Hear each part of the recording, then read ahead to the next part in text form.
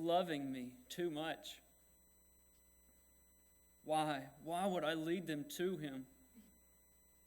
He had committed no crime, yet I handed him over as if he were a common criminal.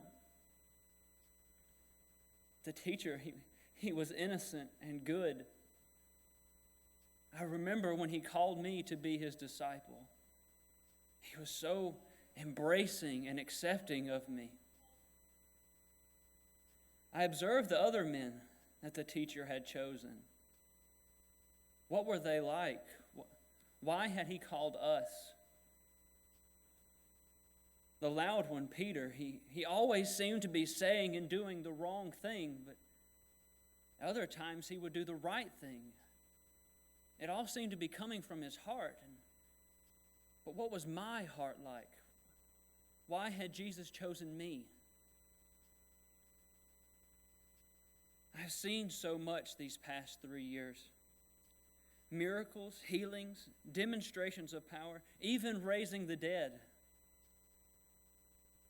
I have been a part of some of it. I remember when Jesus sent us out 2 by 2, and we went and we would heal the sick and we would cast out demons, all in the name of the Messiah. It was so invigorating to feel the power of God coursing through my body, so exhilarating, such power.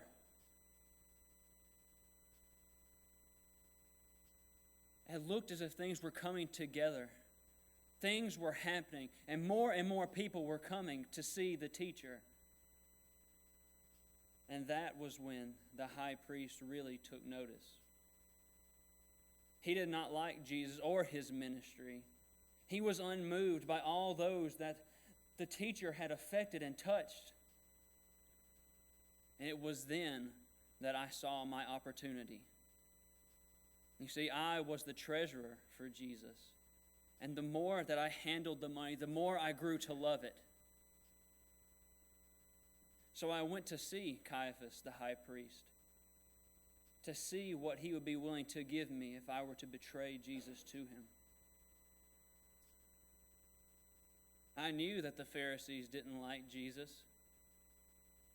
They often tried to argue with him and accuse him of blasphemy, but every time Jesus would defeat their words and he would leave them speechless.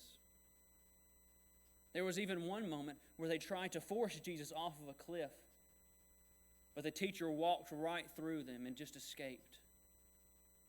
You could see the frustration and the hatred on their faces. Surely they would be willing to pay if I were to lead them to Jesus at a time where they could arrest him in secret and not make such a scene. I knew that the Pharisees had power and money.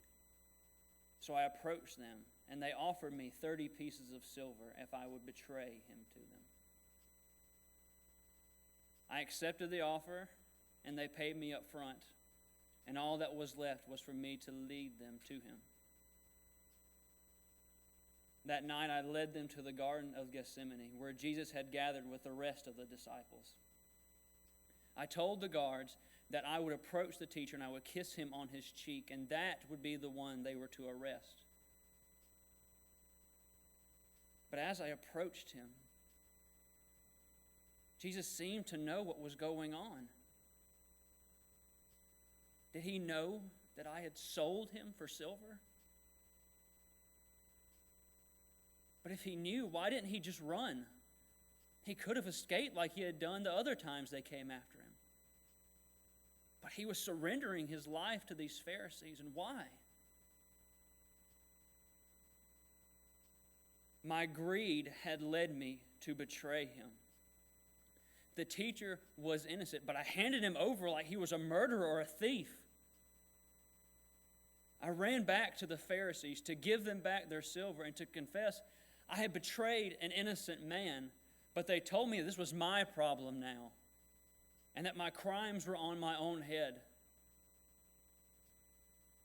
I, of all people, am to be despised. I, above all man, am to be hated.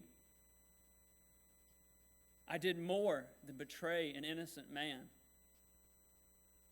I delivered up the Son of Man to be crucified.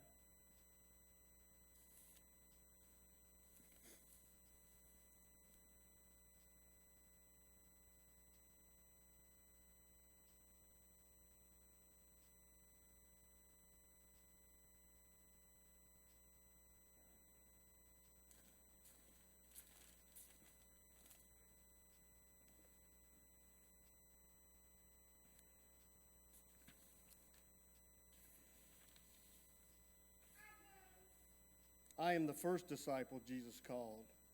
I'll never forget that day. I looked up from tending my nets, and there he was in my boat. He stood in it and spoke to a large crowd, and then he asked me to go out and fish again. I was very tired and in despair from not catching any fish at all the night before, but something in his manner made me agree. What joy and amazement I and my partners felt as we gathered in the bounty of fish. Truly, we knew that this man Jesus had provided the harvest. Afterwards, he told us we would be fishers of men. We did not understand him, but we knew that we had to follow him. Clearly, the hand of God was upon him. As we followed him, Jesus told us many things that we could not understand. He spoke of his kingdom, being born again, the first being last, loving our enemies, and more. We have so much to learn from our Lord, but we have surely tested him with our questions and misunderstanding. I know that I have failed to understand his lessons and not taken them to heart. And I confess that I have made many mistakes. We all have. I often wonder why Jesus chose us to be his disciples. But in the end, the only thing that matters is that he did choose us. No matter what we say or do, he always forgives us, even as he corrects us. It is so wonderful to hear him tell us that he loves us and accepts us, even in the midst of our failure. I never get tired of his patience. I guess I'm finally beginning to get it. I see how his love and forgiveness transcends our mistakes and our failures. His compassion is overwhelming.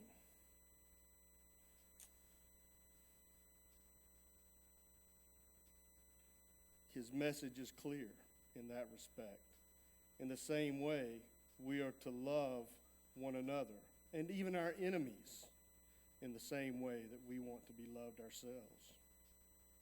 Truly, Jesus is on a mission to give mankind a new way to enter into God's presence. He is not at all concerned about ritual sacrifices, man-made laws, or judgment by our religious leaders. He is about repentance and forgiveness by grace. He says this is the new way of his kingdom. He also tells us that many will find it hard to turn from the old ways. False teachers and false pride will cause many to stumble. I do not understand why he has chosen to come to us in this way to spread the word. But he tells us that this is his Father's way, that he is about his Father's will. It's not an easy way or comfortable way to turn people's hearts, but the only thing that matters is doing the Father's will. According to Jesus, all things are to glorify God, but many things don't seem to make sense to me. Why did he have to let Lazarus die before he did something about it? And why would he tell a man that he could not go and bury his father first before becoming a follower? And why would he make me go fishing just to pay our taxes with the coin from a fish's mouth? Why couldn't Judas just pay our taxes? I mean, he is our treasurer. And then there's his teacher, that to truly follow him, we have to hate our families, our parents, our brothers, sisters, and even our children. How can he really mean that? I can't hate my family, can I? I guess that's why he says his way is a narrow one.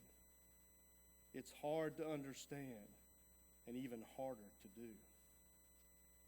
But Jesus is not one to do things the easy way. Not at all. Just now, a whole troop of Roman soldiers came to the garden to arrest him. I was ready to take down as many as I could. After all, I had told him that I would die for him. Instead, he told me that I would deny him 3 times before the morning. I could not believe it. I was determined to prove him wrong, so I drew my sword and cut off one of the soldier's ears. Jesus stopped me and reached out to heal the man. He seemed to bear no malice towards the soldiers or even to Judas, who betrayed him. It was like he expected to be arrested, like it was part of some grand plan. But just now I heard some temple guards saying that the Pharisees were trying to get Pilate to crucify Jesus. Surely he wasn't expecting that. How could he? What could it mean? Maybe he just let this thing get out of hand. What good could come of his death? Surely he will save himself. If not, what are we to do? I can't believe it. Pilate has decreed that Jesus, the Christ, the Son of the living God, is to be crucified.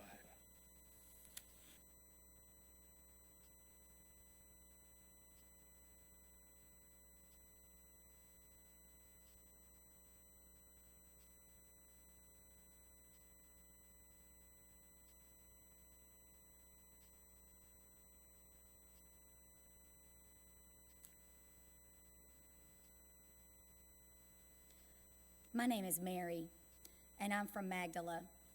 Now, Magdala is a Gentile city, but I'm a true Jew by birth and faith. Magdala was a very important city because of its location on the Sea of Galilee. There were all kinds of commerce, fishing, and trade. But when the Romans came in and conquered her, Magdala was no longer important.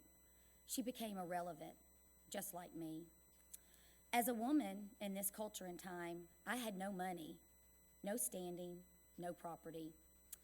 I was not allowed to be educated or do much honest work. And to make things so much more unbearable, I had no husband to provide for me. Well, because of these and other things in my life, I led a very sinful life. Decent people would look the other way as I walked along the road. They wouldn't acknowledge they knew me or speak to me. Instead of hearing greetings of blessings, I heard whispers of gossip and sin. I was so ashamed of myself and the wretched life I lived. I really did not blame them. I knew I had no way of being reconciled by my fellow Jew. How much less would the Jehovah want me? I was in such deep, deep despair. I didn't know how to get help or really even if I wanted it. But that's when I met my Lord. And I heard him speak of forgiveness of sins and the glory of his kingdom. I could hardly believe my ears. This man, this most remarkable man, was telling everyone how much Jehovah loves them and wants them to follow him. Everyone was listening, but I felt as though he was only speaking to me. When I looked into his eyes, I could only see love and forgiveness. I felt a hope that made me feel so clean and pure that I knew right then and there I would follow this Jesus right into his kingdom. But I did not expect or ever wanted to experience that hopeless feeling I lived before the Messiah came into my life. His was to be the everlasting kingdom. He promised he would reign there forever, and I would be there with him. I was going to be made clean and pure. I was going to live with no sin and no desire for it. He promised me that all my sins would be moved so far away and never remembered by anyone. But now Jesus has been arrested, and they're saying he may be tried and crucified. And for what? What sin has he committed? And us, what will we do? Where will we go? Will we be arrested too? I do not care about myself. I decided a long time ago that I could die for him. I will gladly follow the teacher to the cross. At least that's what I believe I can do. But the choice is here. Jesus, who forgives the sins of the world, will be crucified.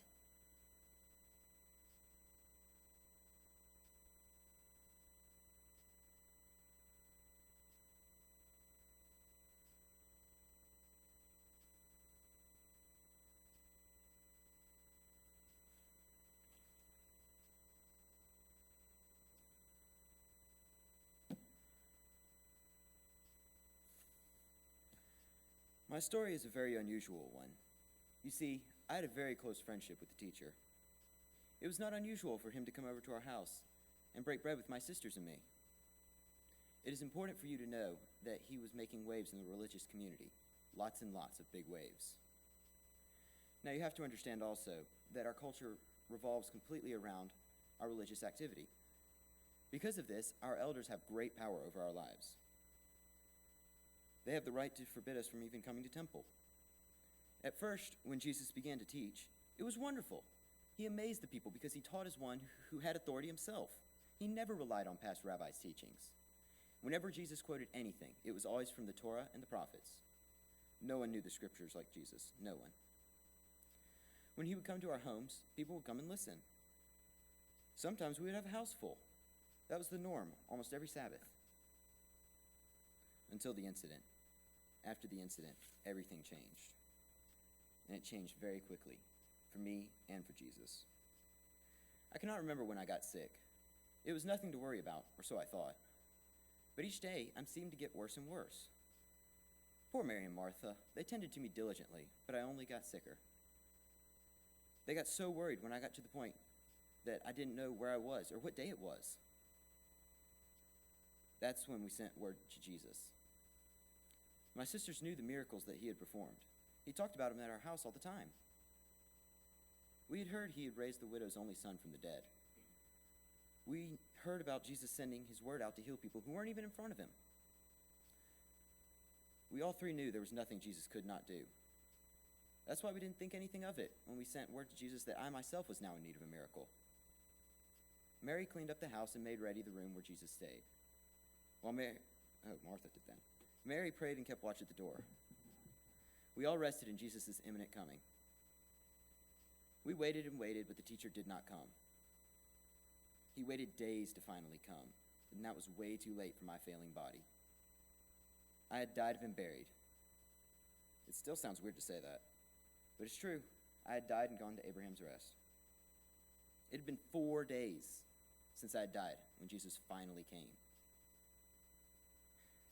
As a Jew, we believe the human spirit stays around the body for up to 3 days. Our belief states that the spirit longs to go home and to be with loved ones.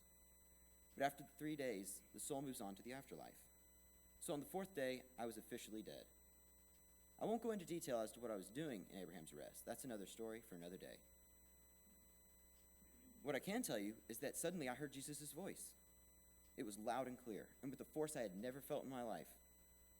The power of God rushed into my body, consuming every inch of it. My soul was yanked from down below immediately. The next thing I knew, I was standing up in my grave clothes, and my Lord was telling them to remove them. Well, since then, life has taken a huge turn. I thought my house was filled with people before this. Now people come from everywhere to see me and to hear my story. But that's not all. The temple elders became angry at my resurrection. No, they were furious at it. They're ready to kill Jesus for doing it, and they want to kill me too. I never would have imagined that doing such a good thing would cause good people to do such a terrible thing. Jesus had told the 12 that my sickness was for God's glory. I could understand that.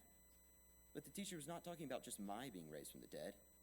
He said that it was prophesied that he, the Messiah, would die and be raised again, just like me.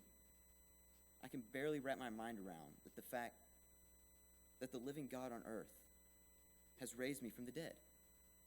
He was standing at my grave, and he called me out from the other side. But will Jesus have to raise himself from the dead? Jesus, the resurrection and the life, will be crucified for those who call upon his name.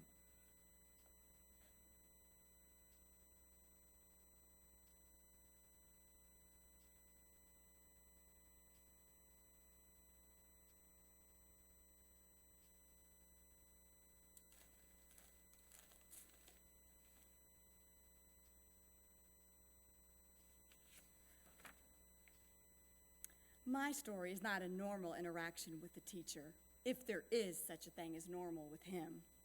I am a Greek woman. I am no Jew, but it does not take a child of Abraham to see that there was something very special about this teacher. I had decided to take full advantage of all he was, no matter what it was going to take. Now, do not misunderstand. I am not the kind of woman who steps out of her place. I respect the laws and culture which I live, but I'm a mother, the kind of mother who will go to the ends of the earth to help my daughter, my only daughter, in the fight of her life. You see, she had been vexed by a demon for a very long time. I've taken her to doctors who could not help her. I prayed to gods of my land and to other gods as well, and nothing had happened, except that she got worse and worse. I had surrendered to the thought that there would be no help for my precious daughter. That was when I heard about the teacher. I had been told that there was this man who had been healing all kinds of disease and demon possession. He had also raised people from the dead. He even raised the dead of the only son of a widow during the procession to bury him. I just knew that if this man would help these people, he just had to help my daughter too. At least, that's what I had decided. I went to where I knew he would be. Finally, I saw him and was able to get close to him. I had already planned and practiced everything I was going to say. I had it all down in my mind. But then I saw him, and our eyes met, and it was as if he was looking right into my soul. I lost all composure. The next thing I knew, I was bowing at the teacher's feet, begging him to heal my daughter.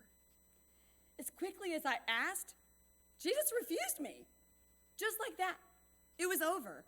I asked, and he refused me. There was no recourse. I felt like someone had punched me in the stomach. I could scarcely take a breath.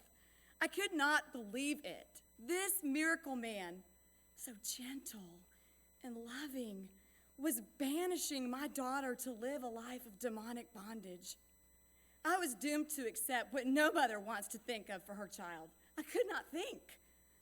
I could not imagine losing this moment in his presence. Words were swirling all around my head. What I said? What had he said? Did I hear something about begging and children's food?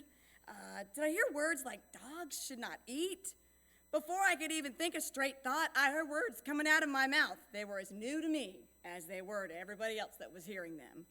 Yes, Lord, but even dogs under the table eat the children's crumbs. Had I really said that out loud? Like, what would the teacher think? Was I about to be physically removed and punished for defying this powerful man? For a split second, I feared the worst. That is when I heard the most wonderful words ever spoken to me. For such a reply, you may go. The demon has left your daughter. Now it was over, completely over. The teacher was gone. The crowds were moving on with him, and I found that even I was running with all of my strength to get home to my little girl, to her and not to that demon anymore. I knew it was gone. I knew she was well. And I also knew that I had been in the presence of the true and living God. How can I thank him? How can I show my love and appreciation to him? I do not know, but I was going to find out, and I was going to follow him. And this is the man they arrested tonight. This is the one the religious leaders want to kill. What has he done? Where has he done any wrong? Where are his followers? Surely they will come to his aid. But no, I've been told that they ran and hid just as the teacher was taken into custody. What then will become of Jesus of Nazareth? What will happen to his teaching? Will he really die? It cannot be. Truly, this man is God on earth. And now, Jesus, the King of the Jews, will be crucified.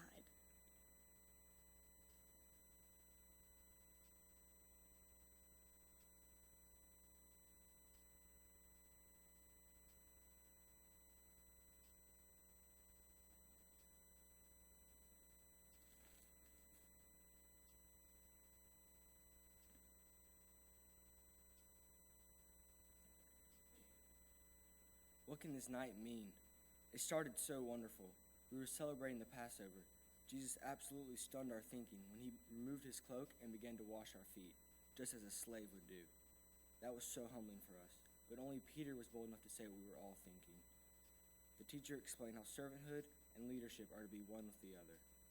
We were trying to understand what that meant when he said that the bread was like his body, and it was being broken for us. Then he took the cup and spoke of the new covenant, being written in his blood. That was so new and unusual for us. I guess Jesus knew that because he told us to continue to celebrate this in remembrance of him, and that he was going to come again. But where was he going, and how long would he be gone? I remember how from the beginning, Jesus has taken me and tutored me one-on-one.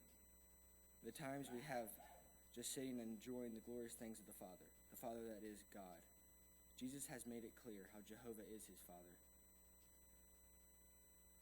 Jesus only does and says what he sees and hears his Father do and say. Jesus is coming to change the world, one heart at a time. His unending, unconditional love has such an effect on all kinds of people. He has brought to Jehovah, the Father, the rich and poor, good and evil, even the religious leaders who are against him. Jesus only loves the way the Father has taught him. That is the love, the ugly and the beautiful, the unforgiving and unforgivable, the prideful and the arrogant. But to understand this kind of love, one must be born again. Jesus says we are to be born of the Spirit. I do not understand what this means, but I'm sure when Jesus comes back, he will explain it to me. His kingdom is built on love, unending, unconditional love. So if Jesus is who he says he is, then he cannot die. He must be able to get out of his arrest somehow. It is the only answer. Jesus can never die. He has to live and reign on David's throne over all Israel. Yet they have sentenced Jesus, the unconditional love of God, to be crucified.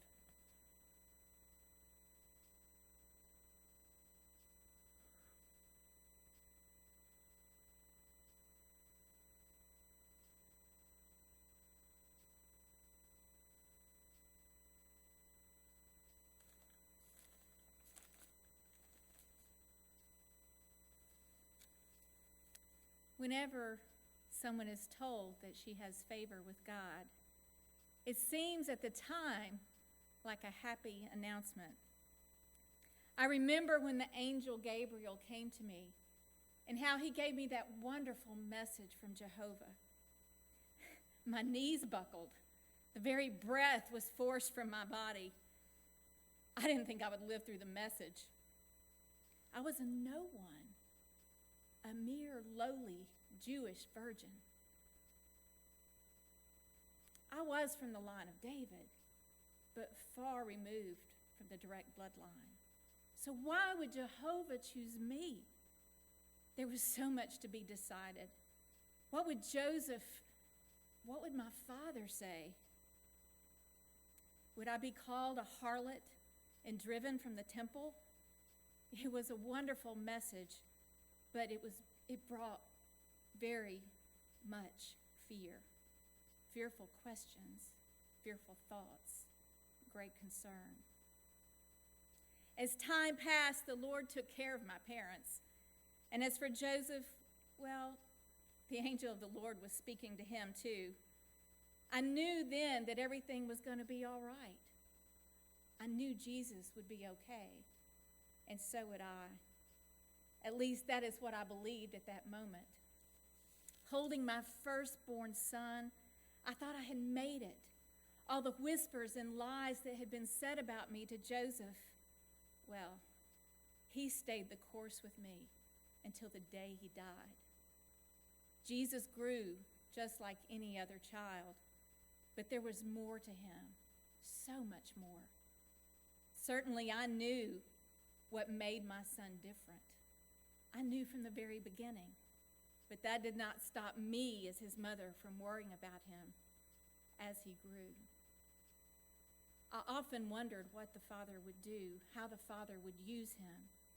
Then, when Joseph and I lost him after Passover in Jerusalem that year, we rejoiced when we found him. In fact, he was right there in the temple discussing Scripture with the Sadducees and Pharisees. We marveled and almost laughed as he astounded the rabbis with wisdom and understanding. It seemed only a few days had passed when I turned around and saw my son with multitudes following him. I heard so many stories of the miracles and the blessings that he had performed. I could not help but be proud of him. But at the same time, I knew he wasn't mine. He was not born to be my son. No, his was a higher calling, a far greater purpose. What was it the prophet Isaiah said? He has raised a horn of salvation for us in the house of his servant David to show mercy to our ancestors and to remember his holy covenant. Oh, but as a mother, I cannot help but claim him as my own, to nurture him and to help him in every possible way. I worked hard at the beginning to release Jesus into the Father's hands. As I held Jesus in my arms right after he was born, I would ponder the things that the angel had told me. And I committed right then and there to release as my firstborn son, Jesus, to be the Son of the Most High. He had come to reign on David's throne and bring Jacob's descendants back to Jehovah. So what is this? Jesus never said anything to me about dying the death of a common criminal. I know my son. I know he has done nothing wrong. So what is this I hear? Why have they taken him? I must go to him. It's not mine to change his destiny, nor can I, but I must go to him. The spotless Lamb of God is to be crucified.